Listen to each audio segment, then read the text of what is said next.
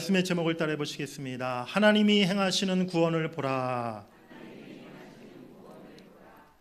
이스라엘 백성들은 하나님이 허락하신 유월절 은혜로 말미암아 출애굽하게 되었고, 이제 하나님이 주신 젖과 꿀이 흐르는 가나안 땅을 향해 힘찬 발걸음을 시작하였습니다. 이제 종에서 해방되어 자유의 신분이 되었고, 특별히 하나님께서 약속의 땅으로 주신 그 가나안을 향해 나아가게 되었을 때 얼마나 이스라엘 백성들 가운데 큰 기쁨과 소망이 가득했겠습니까? 우리나라가 1945년도 일제로부터 해방을 맞아 자유를 얻었던 그때의 기쁨을 생각해 보면 우리가 충분히 이해가 될 수 있을 것 같습니다. 그런데 그 기쁨과 소망이 한꺼번에 다 사라지는 그런 상황이 오늘 펼쳐집니다. 우리 첫 번째로 따라해 보시겠습니다. 앞에는 바다, 뒤에는 군대. 하나님은 이스라엘 백성들이 출애굽하여 광야길에 들어서자마자 낮에는 구름 기둥, 밤에는 불 기둥으로 백성들을 지키시고 보호해 주셨어요. 그런데 이렇게 기쁨과 희망의 여정을 시작한 후 얼마 되지 않은 시점에 이스라엘 백성들 앞에 도저히 건너갈 수 없는 큰 바다 홍해를 만나게 됩니다. 광야를 지나 가나안 땅을 향해 가려면 반드시 이 홍해를 건너가야 되는데 한번 여러분 생각해 보시기 바랍니다. 그 옛날 무슨 큰 배가 있었겠습니까? 아니면 홍해에 뭐 큰 다리가 있었겠습니까? 지금 이스라엘 백성들의 숫자가 얼마예요? 수천 명도 아니요, 수만 명도 아니요. 장정만, 남자들만 60만 명이 넘었어요. 여성들과 아이들까지 다 합치면 200만 명 좋게 되는 그런 엄청난 숫자였습니다. 이 많은 사람들이 한꺼번에 이 바다를 건너간다는 것은 사실 불가능에 가까운 일이었다는 거예요. 그런데 여기서 우리가 생각해 보면 참 이해가 안 되는 점이 있어요. 애굽을 탈출한 후에 이스라엘 백성들이 가나안을 향해 나아갔던 그 경로가 쉽게 잘 이해가 되지가 않습니다. 우리 한번 지도를 보시면 무엇이 이해가 되지 않는지. 이스라엘 백성들이 애굽에서 처음 출발했던 곳이 여러분들 왼쪽 위에 1번 람셋이라는 곳에서 이제 애굽을 탈출하여 처음 출발을 시작했어요. 그리고 나서 숫곳이라는 곳을 지나 비아히롯에 도착합니다. 이제 그 앞에 홍해 바다가 쫙 가로막고 있는 거예요. 지도를에서 보시다시피 이제 가나안 땅은 어디에 있어요? 여러분 보실 때 오른쪽 위에 가나안 땅이 보이죠? 가나안 땅을 향해 가려면 반드시 홍해 바다를 건너가야만 가나안으로 갈 수가 있는 거예요. 그런데 여러분 지도를 보시면서 좀 의문점이 생기지 않으십니까? 어떤 의문점이 생기나요? 람셋에서 출발했다고 제가 말씀드렸죠? 가나안 땅은 저 오른쪽 위에 있어요. 어디로 가면 될까요? 그냥 지금 그 맨 위에 보시면 지중해가 있어요. 그 지중해 해변을 따라 그냥 곧바로 쭉 가면 굳이 홍해 바다를 건너지 않아도 40년 광야에서 고생하지 않아도 빠르게 가나안 땅으로 갈 수 있는 길이 분명히 있었다는 거예요. 지금 홍해가 가로막혀 있는 이 길로 인도한 게 누구입니까? 모세입니까? 아니면 백성들이 무슨 투표로 결정한 것이었습니까? 그렇지가 않아요. 출애굽기 13장 18절 말씀에 보면 그러므로 하나님이 홍해의 광야길로 돌려 백성을 인도하시매 라고 분명히 말씀하고 있습니다. 하나님께서 이스라엘 백성들을 그 빠른 길을 대신에 이 길로 밑에 길로 인도하셔서 홍해 바다를 만나게 하셨다는 거예요. 왜 그렇게 하셨을까요? 지금 이렇게 앞을 가로막고 있는 홍해만 해도 너무나 힘든 상황인데 갑자기 뒤에서 이제는 설상가상으로 애굽 군대가 맹렬하게 추격해 오고 있다는 더욱 절망적인 소식을 듣게 됩니다. 이스라엘이 애굽을 나온 후에 애굽 왕 바로의 마음이 다시 또 바뀌었어요. 그의 마음이 더 완악해져서 이스라엘 백성들을 그냥 풀어준 것을 후회하게 되었고 곧바로 병거들과 마병들과 엄청난 군대를 총동원하여서 이스라엘 백성들을 맹렬히 추격하였습니다. 얼마나 절망적인 상황입니까? 앞에는 건너갈 수 없는 바다가 가로막혀 있고 뒤에는 지금 살기 등등한 애굽 군대가 추격해오고 있는 것입니다. 그야말로 진퇴양난, 사면초가 그 상황을 지금 이스라엘 백성들이 만난 것이죠. 이런 상황에서 이스라엘 백성들 두려움에 빠지게 되었고요. 온갖 불평과 원망을 다 쏟아놓기 시작합니다.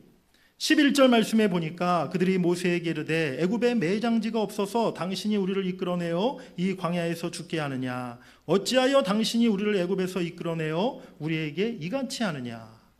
차라리 애굽에서 그냥 노예로 지내도록 내버려 둘 것이지 왜 우리를 이끌어내서 이 광야에서 죽게 만드느냐라고 지금 원망하고 있는 것이죠. 또 모세에게 따집니다. 12절에 보면 우리가 애굽에서 당신에게 이른 말이 이것이 아니냐? 이르기를 우리는 내버려 두라. 우리가 애굽 사람을 섬길 것이라 하지 아니하더냐? 애굽 사람을 섬기는 것이 광야에서 죽는 것보다 낫겠노라. 차라리 평생 애굽 사람 섬기며 노예로 살아갔던 것이 낫지. 도대체 이게 뭐냐? 왜 우리를 가만히 있는 우리를 애굽에서 이끌어내서 지금 다 광야에서 죽게 만드느냐?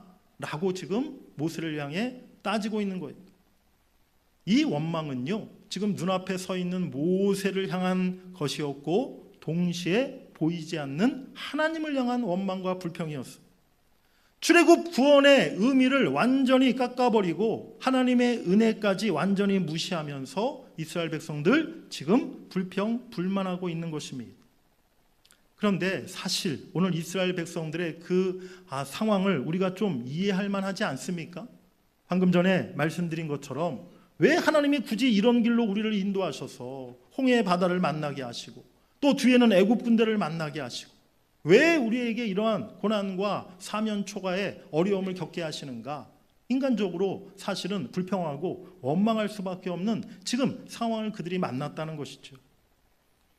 오늘날 우리도 인생을 살아가면서 때로는 오늘 이스라엘 백성들이 지금 경험하고 있는 것과 같은 그러한 진퇴양난 사면초가의 상황을 만날 때가 분명히 있어요.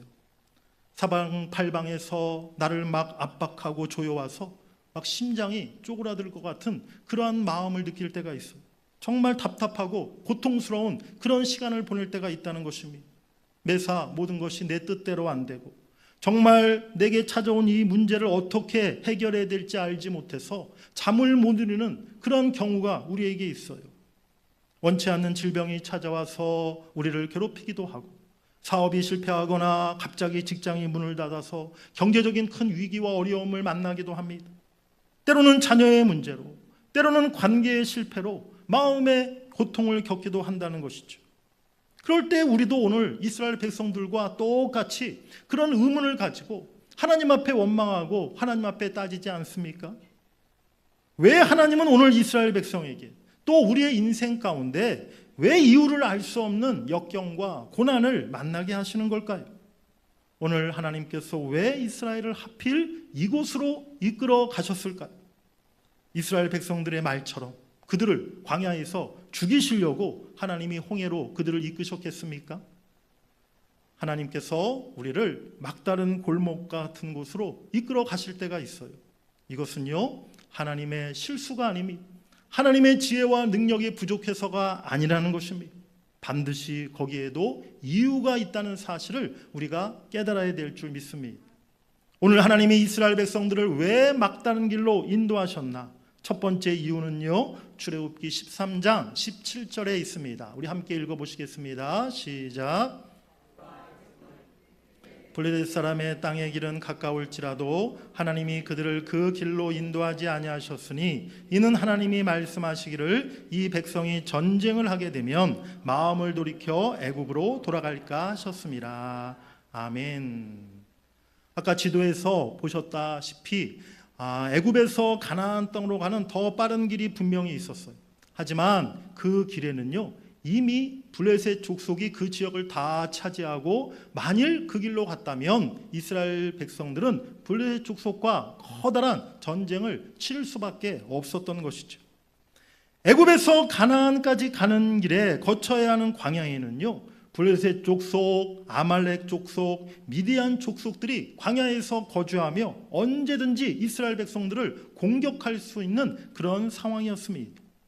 다음에 살펴보겠지만 출애굽 17장에 가보면요, 실제로 아말렉 군대가 광야에서 이스라엘을 공격해 와서 큰 싸움이 벌어졌던 적이 있습니다. 우리가 아는 모세가 손을 들면 전쟁에서 이기고 모세가 손을 내리면 졌던 바로 그 싸움이었던 것이죠.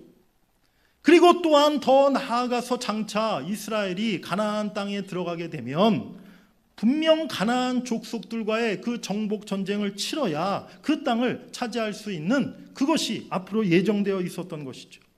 하나님은요, 지금 이스라엘 백성들이 아무런 그런 전쟁에 대한 싸움에 대한 준비가 전혀 되어 있지 않았다는 것을 분명히 알고 계셨던 것입니다. 홍해 바다를 통해서 또한 광야의 여러 고난과 역경을 통해서 하나님은 이스라엘 백성들이 하나님의 군사로 또한 믿음 있고 용기 있는 그런 군대로 준비시키고 훈련되기를 원하셨던 것입니다. 우리의 인생 가운데 찾아오는 고난은 우리를 더욱 큰 믿음으로 하나님의 군사로 훈련시키는 훈련의 기간이요 연단의 과정이라는 사실을 여러분들이 기억하시기를 바랍니다. 하나님이 이스라엘 백성들을 홍해 길로 인도하셨던 두 번째 이유가 있습니다. 출애굽기 14장 4절 말씀 같이 읽겠습니다. 내가 바로의 마음을 완악하게 한즉 바로가 그들의 뒤를 따르리니 내가 그와 그의 온 군대로 말미암아 영광을 얻어 애굽 사람들이 나를 여호와인 줄 알게 하리라. 아멘. 하나님께서는요, 홍해의 기적 사건을 통해서 영광을 받으시고 모든 애굽 사람들에 이르기까지 하나님이 어떠한 분이신가를 나타내고자 했던 것임을 우리가 깨달아야 될 줄 믿습니다. 사랑하는 여러분, 우리 인생 가운데 힘들고 어려운 상황이 몰려온다 할지라도, 내 인생이 아무리 힘든다 할지라도 우리가 절대 낙심하거나 절망해서는 안 될 줄 믿습니다. 당장 이해되지 않아도 하나님의 더 큰 섭리와 계획이 분명히 있다는 사실을 여러분 믿음의 눈으로 바라보시기를 간절히 바랍니다. 그리고 하나님은 그 어려움 속에서 우리를 보호하시고 우리가 만난 그 역경을 돌파해 주시고 대적을 물리쳐 주시며 우리를 반드시 구원하시는 분이심을 여러분들이 믿으시길 간절히 바랍니다. 오늘 이어지는 본문 말씀에서 이스라엘 백성들이 만난 이 위기의 상황에서 하나님이 직접 개입하셔서 그들을 보호하시고 구원해 주시는 모습을 우리가 보게 되는 것이죠. 우리 두 번째로 따라해 보시겠습니다. 하나님의 보호하심과 구원하심. 그렇다면 하나님은 지금 이 상황에서 이스라엘 백성들을 어떻게 도와주시고 어떻게 그들을 구원하셨을까요? 우리 먼저 출애굽기 14장 19절 20절 같이 읽겠습니다. 이스라엘 진 앞에 가던 하나님의 사자가 그들의 뒤로 옮겨가매 구름 기둥도 앞에서 그 뒤로 옮겨 애굽 진과 이스라엘 진 사이에 이르러 서니 저쪽에는 구름과 흑암이 있고 이쪽에는 밤이 밝음으로 밤새도록 저쪽이 이쪽에 가까이 못하였더라. 아멘. 하나님이 이스라엘을 보호하신 첫 번째 방법은요, 먼저 이스라엘 진 앞에 가던 하나님의 사자와 구름 기둥을 앞에서 뒤로 옮겨가게 해주셨어요.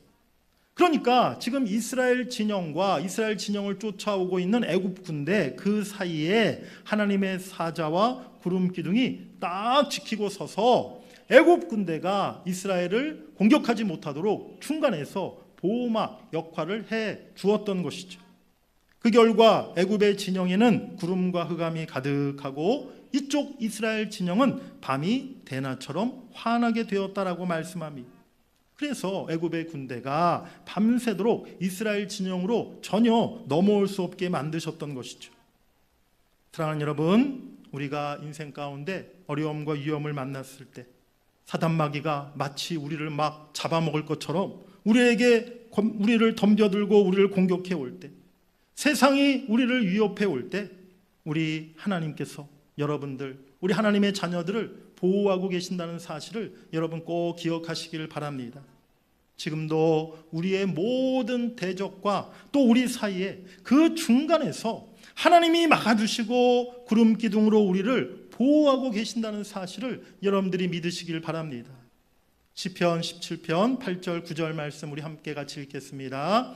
나를 눈동자같이 지키시고 주의 날개 그늘 아래 감추사 내 앞에서 나를 압제하는 악인들과 나의 목숨을 노리는 원수들에게서 벗어나게 하소서. 아멘. 우리가 이렇게 걸어가다가 눈앞에 먼지나 벌레가 들어오면 순간적으로 우리 눈꺼풀이 자동으로 내려오지 않습니까? 뭐 내가 눈 감아야지 뭐 생각해서 눈꺼풀이 이렇게 감아지는 게 아니라 벌레가 들어오면요, 뭐 위험한 게 딱 이렇게 눈에 오게 되면 저절로 그냥 자동 반사로 눈이 감겨진다는 거예요. 그래서 우리의 가장 중요한 눈동자를 보호해 주는 것이죠. 그렇습니다. 이처럼 하나님은요, 우리 모든 삶의 현장에서 정말 눈동자와 같이 우리를 지키고 보호해 주신다는 사실을 여러분들이 잊지 마시기를 바랍니다. 오늘 구름 기둥으로 우선 이스라엘 백성들을 애굽 군대로부터 안전하게 보호해 주시고, 또한 하나님은 마침내 이스라엘 백성들이 홍해를 건너가게 해 주셨어요. 모세에게 지팡이를 들어 바다로 내밀게 하셨습니다. 그 순간 어떤 일이 벌어집니까? 하나님이 강한 바람을 일으켜서 밤새도록 동풍이 불어오게 하셨죠. 그렇게 불어온 바람의 힘으로 인해 홍해가 갈라지고 물이 좌우에 벽처럼 멈춰서게 되었습니다. 바다 가운데 마른 땅과 같은 길이 생겼고 이스라엘 백성들은 그 바다를 육지같이 건너게 된 줄 믿습니다. 하나님의 역사는 거기서 멈추지 않았어요. 이스라엘 백성들이 홍해를 마른 땅같이 건너게 하셨지만 뒤쫓아온 모든 애굽 군대, 그들은 다 홍해 바다 위에 다 수장시키시고 몰살시키셨음을 우리가 기록하게 되는 줄 믿습니다.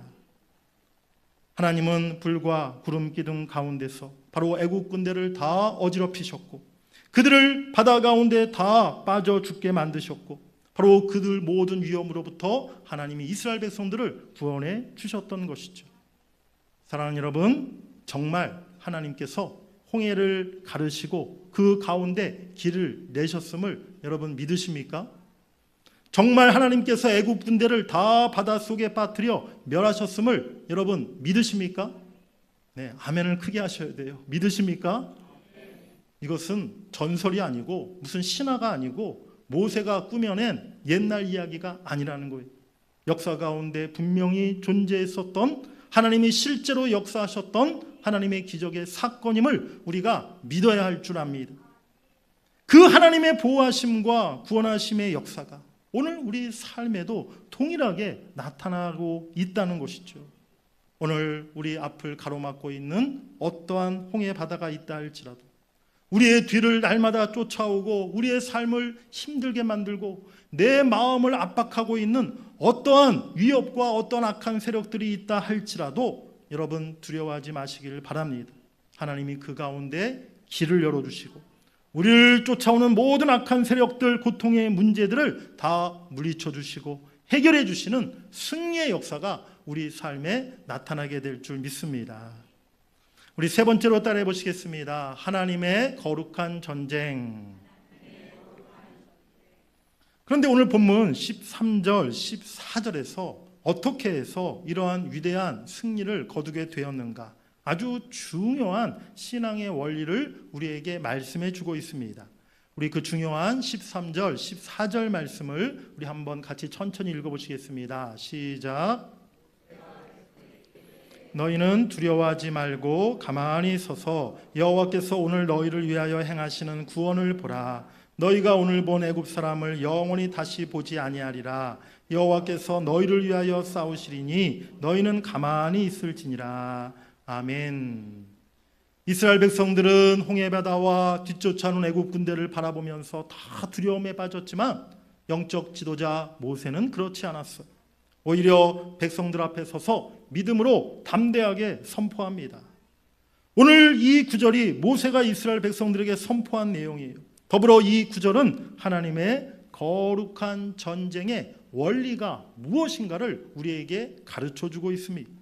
하나님의 거룩한 전쟁, 즉 영적인 싸움에서 우리가 승리할 수 있는 네 가지 방법이 오늘 이 구절 속에 담겨 있다는 것이죠. 거룩한 영적 전쟁 승리 공식, 우리 첫 번째로 따라해 보시겠습니다. 두려워하지 말라. 거룩한 전쟁에서 이기려면 첫 번째 단계가 두려워해서는 안 된다는 거예요.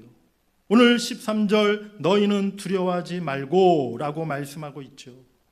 사실 지금 이 상황에서 어떻게 두려워하지 않을 수 있습니까? 앞에 바다가 가로막혀 있죠. 뒤에는 지금 죽이려고 애국 군대 수십만 명의 군대가 쫓아오고 있죠. 다 무서워하고 두려워할 수밖에 없는 상황 아닙니까? 그런데 오늘 모세는 그들을 향해 두려워하지 말라라고 선포하고 있는 거예요. 그렇습니다. 사탄 마귀는요, 언제나 우리로 하여금 눈에 보이는 그 현실, 그 상황만을 바라보게 만드는 것입니다. 그리고 실제보다도 더 큰 두려움과 공포를 갖게 만든다는 거예요.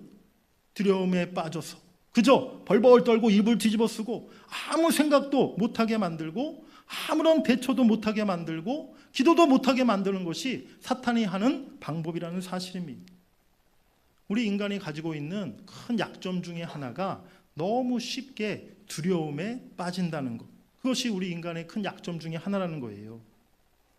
2차 세계대전 당시에 미국의 젊은이들이 전쟁터에 나가서 전사한 숫자가 23만 명 정도가 된다고 합니다. 그런데 집에서 군에 간 자식을 염려하다가 화병으로 걱정, 근심이 병이 들어서 죽은 부모들의 숫자가 100만 명이 넘었다는 거예요. 이게 진짜 실제로 있는 통계인지는 모르겠는데 제가 어느 책에서 읽은 거예요. 두려움과 걱정이라는 것이 얼마나 무서운가를 우리에게 보여주는 그러한 통계인 것이죠. 여러분, 성경에 두려워하지 말라라는 구절이, 그 단어가 365번 나온다라고 그렇게 이야기하더라고요. 제가 어느 그것도 책에서 본 얘기인데, 그래서 그 책에서 그 저자가 그런 얘기를 했어요. 왜 하나님이 365번 두려워하지 말라 성경에 기록했느냐? 1년이 365일이잖아요. 날마다 우리에게 두려워할 만한 일이 생긴다는 거예요. 그것을 하나님이 아시고 성경에 365번 두려워하지 말라 이렇게 말씀하셨다라고 이야기하더라고요. 제가 그런데 이번에 설교 준비하면서 정말 문득 궁금해서 성경에 제가 검색을 해봤어요. 요즘 컴퓨터로 다 검색이 되니까요. 성경에 두려워하지 말라는 말이 진짜 365번 있나? 제가 검색해 보았더니 사실은 365번까지는 아니고요. 제가 검색해 본 결과로는 한 160번 정도 이렇게 성경에 나오더라고요. 몇 번 나오는 게 중요한 게 아니라 그만큼 사실 성경에 하나님께서 두려워하지 말라는 말씀을 너무나 많이 반복해 놓으셨다는 거예요. 우리가 쉽게 두려움에 빠지는 존재라는 것을, 그렇게 연약한 존재라는 것을 하나님이 너무 잘 알고 계신다는 것이죠. 너희는 두려워하지 말라, 이 말씀은요, 지금 너희들 눈앞에 보이는 홍해를 보지 마라.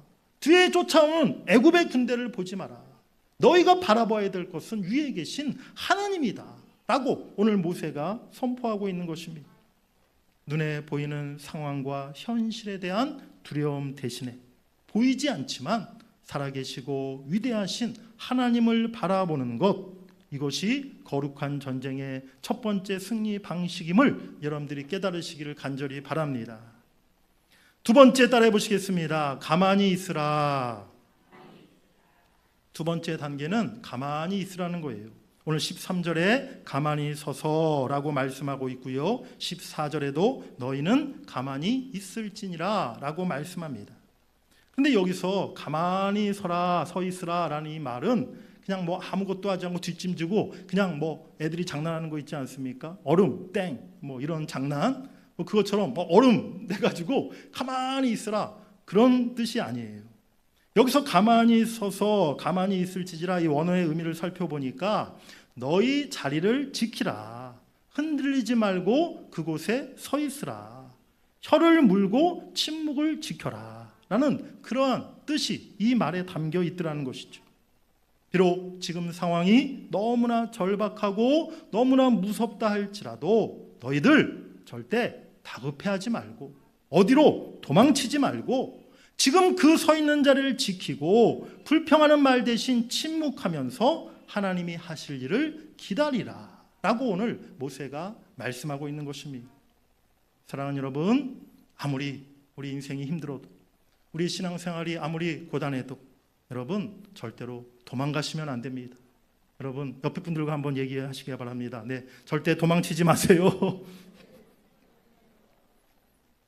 여러분, 우리의 자리를 우리가 떠나서는 안 된다는 거예요.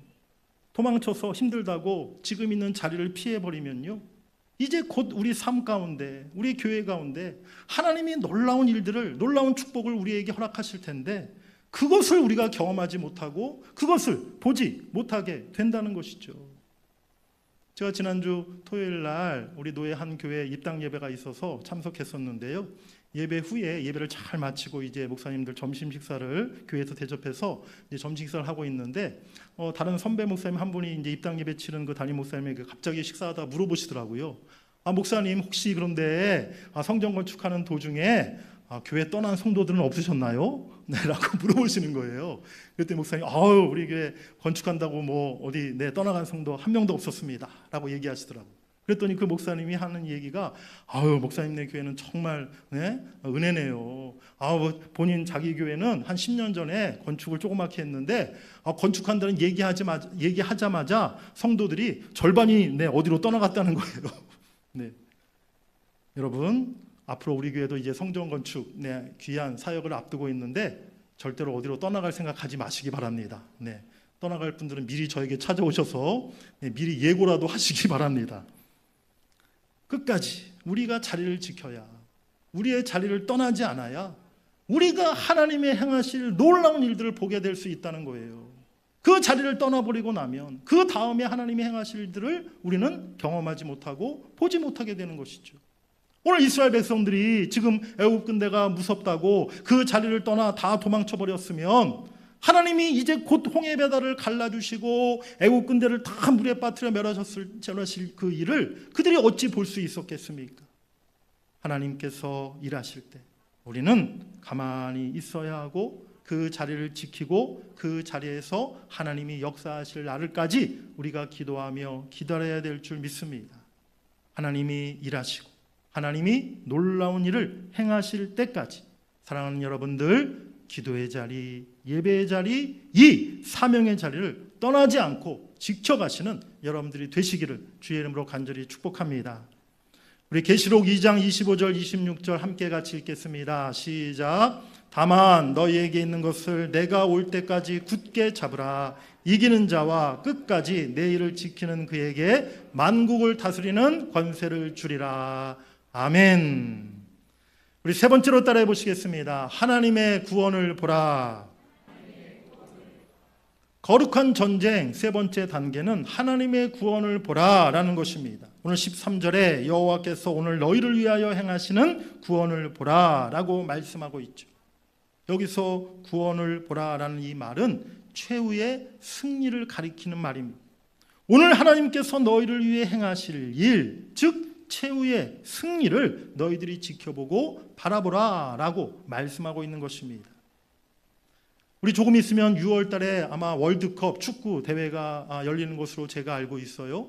월드컵 축구 경기를 볼 때 우리가 그 경기를 볼 때마다 얼마나 떨리고 긴장됩니까? 이번에도 분명히 우리나라 이제 예선전을 치룰 텐데 그 중계를 볼 때 다 우리가 떨리는 마음으로 긴장된 마음으로 보지 않겠습니까? 그런데 결과를 미리 알고 그 다음날 이제 재방송을 볼 때는요 하나도 떨리지 않고 하나도 긴장되지 않더라는 거예요. 전반전에 한 골 먹어서 우리가 지고 있더라도 아주 마음이 편안합니다. 왜 그렇습니까? 조금 있으면 후반전에 우리나라 팀이 2골 더 넣어가지고 역전해서 이긴 것을 미리 다 알고 있기 때문에 그 경기 끝난 다음 날에 재방송을 볼 때는 전혀 긴장되지 않고 떨리지 않고 편안한 마음으로 경기를 즐기면서 볼 수 있게 되더라는 것이죠. 사랑하는 여러분, 하나님께서 분명히 역사하실 것이고 그리고 장차 우리가 반드시 승리하게 될 것을 확신하는 그 신앙을 여러분들이 가지시길 간절히 바랍니다. 천성을 향해 가는 길, 우리의 신앙과 우리의 사명의 여정 가운데 수많은 장애물과 시련과 또 시험과 유혹을 만납니다. 지칠 때도 있고요, 낙심될 때도 있고요, 또 시험과 유혹에 빠져서 우리 믿음이 흔들릴 때도 분명히 있어요. 그럼에도 불구하고 최후의 승리는 우리의 것임을 여러분들이 믿으시길 간절히 바랍니다. 우리는 이기게 되어 있어요. 하나님이 우리에게 승리를 약속하시고 우리를 구원해 주시기 때문인 것이죠. 마지막에 우리 모두는 반드시 웃음 짓게 될 것이요 천국문에 서게 될 줄 믿습니다. 그날을 바라보시며 오늘을 견디고 믿음으로 살아가는 여러분 모두가 되시기를 주의 이름으로 간절히 축복합니다. 우리 마지막 네 번째로 따라해 보시겠습니다. 하나님이 우리를 위하여 직접 싸우시리라. 거룩한 전쟁의 마지막 네 번째 단계는요, 하나님이 우리를 위해 직접 싸우신다는 것입니다. 14절에 말씀되어 있어요. 여호와께서 너희를 위하여 싸우시리니 너희는 가만히 있을지니라. 놀랍게도 하나님께서 우리의 모든 영적인 싸움에서 우리를 위해 대신 싸워주신다는 거예요. 세상에 하나님을 대적할 존재가 어디 있습니까? 하나님이 우리를 위하여 대신 싸워주시면 우리는 반드시 승리하게 되는 줄 믿습니다. 시편 118편 6절 말씀, 여호와는 내 편이시라 내가 두려워하지 아니하리니 사람이 내게 어찌할까. 하나님이 우리의 편이 되어주신다 약속하시고 말씀하고 있어요. 나의 원수는 곧 하나님의 원수인 줄 믿습니다. 우리는 약할지라도 하나님은 강하신 줄 믿습니다. 우리는 실수하고 실패할지라도 하나님은 실수가 없으신 분이신 줄 믿습니다. 우리 한번 따라해 보시겠습니다. 하나님이 나를 위해 싸워주십니다. 하나님이 나에게 승리를 주십니다. 아멘. 오늘 이 거룩한 전쟁의 승리의 공식이 오늘을 살아가는 우리에게 얼마나 큰 위로와 격려와 또 용기가 되는지 알 수 없습니다. 두려워하지 말고 가만히 서서 하나님이 행하시는 구원을 보며 여호와의 승리를 보라. 오늘 이것이 이스라엘이 홍해를 건너갔던 방법이었고 승리의 방식이었다는 사실입니다. 험하고 각박한 세상을 지금 우리가 살아가고 있습니다. 늘 날마다 쫓기듯이 치열한 생존 경쟁을 벌이며 우리가 세상을 살아가고 있어요. 또한 믿음의 선한 싸움을 날마다 치르며 우리가 이 악한 세상을 살아가고 있습니다. 하지만 여러분, 오늘 이 거룩한 전쟁의 승리 네 가지 공식을 꼭 기억하시고 이 말씀 붙잡고 이 세상 승리의 길을 걸어가시는 여러분들이 되시기를 간절히 바랍니다. 오늘 이 홍해 사건의 결론을 성경은 이렇게 기록하고 있습니다. 출애굽기 14장 32절 31절을 우리 마지막으로 함께 읽겠습니다. 이스라엘이 여호와께서 애굽 사람들에게 행하신 그 큰 능력을 보았으므로 백성이 여호와를 경외하며 여호와와 그의 종 모세를 믿었더라. 아멘. 이스라엘이 처음 출애굽해서 광야에 첫 발을 내딛었을 때는요, 아직 그들에게 믿음이 없었어요. 모세를 신뢰하지 못했고요. 또 여호와 하나님을 향한 절대적인 믿음이 그들에게 없었다는 거예요. 하지만 하나님께서 이스라엘이 광야 가운데 만난 이 홍해 바다와 이 위기와 이 고난을 통해서 하나님이 행하신 큰 능력을 보게 하셨고 그들의 믿음을 더욱 강하게 굳세게 해주셨다는 사실을 우리가 깨달아야 될 줄 믿습니다. 때로 우리 인생길 앞에 우리가 힘으로 도저히 건너갈 수 없는 바다를 만날 때가 있어요. 그리고 우리를 쫓아오고 위협하고 공격하는 대적들이 있습니다. 경제의 문제, 또 자녀들의 문제, 건강의 문제, 노후의 문제, 내 힘으로 해결할 수 없는 문제들이 어디 한두 가지입니까? 그러나 여러분 두려워하지 마시길 바랍니다. 너무 겁먹지 마시고 너무 걱정 근심에 사로잡혀 지내지 마시기 바랍니다. 사방이 막혀 있어도 언제나 하늘은 우리를 향해서 활짝 열려 있다는 사실, 그것을 여러분 잊지 마시기를 바랍니다. 하나님은 거룩한 전쟁의 방법으로 우리를 구원하시는 분이십니다. 아무것도 두려워하지 말고 내 자리를 지키면서 하나님께서 행하실 구원을 바라보고 하나님이 나를 위해 대신 싸워주시는 것을 분명히 확신하며 살아가시는 여러분들이 되시기를 간절히 바랍니다. 그래서 하나님의 구원이, 하나님의 승리가 바로 우리와 우리 교회의 승리가 되고 우리와 우리 교회의 구원이 될 수 있기를 주의 이름으로 간절히 축원합니다.